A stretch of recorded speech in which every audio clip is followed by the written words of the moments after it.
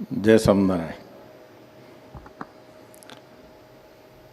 સ્વામિનારાયણ ભગવાન અને ધ્યાની સ્વામીની અસીમ કૃપાથી આપણને સ્વામીએ પધરાયેલા હરિકૃષ્ણ મહારાજ સેવા મળ્યા, મહાપૂજાનો લાભ મળે અને સ્વામીએ દીક્ષા આપેલા એવા 13 બ્રહ્મની સંતોની સાનિધ્યમાં ગુરુ પૂર્ણિમા ઉજવવા મળે. આનાથી મોટો કયો વિશેષ લાભ હોય?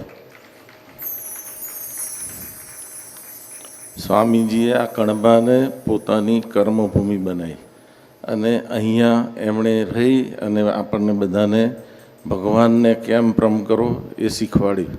નહીં કે કોઈ સાધુ કે ગુરુને પ્રેમ કરવો. કાયમ એ કહેતા કે ભગવાનમાં પ્રેમ કરતા શીખજો. એટલે જેમ સચ્ચિદાનંદ સ્વામી દ્વારકા ગયા તો ત્યાં આગળ એમને દર્શન કરવામાં ખૂબ તકલીફ પડી.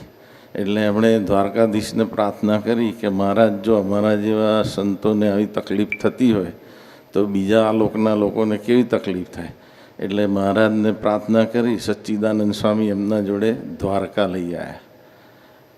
તો દ્વારકામાં આજે બી દ્વારકાધીશ છે જ. એવું ન હોય કે સચ્ચિદાનંદ સ્વામી વડતાલ લાયા એટલે દ્વારકામાં દ્વારકાધીશ ના રહ્યા. આજે બી મહારાજ શિક્ષાપત્રીમાં આપણને 200 વર્ષ પહેલાં કીધું હતું કે દ્વારકાની તીર્થયાત્રા કરવી.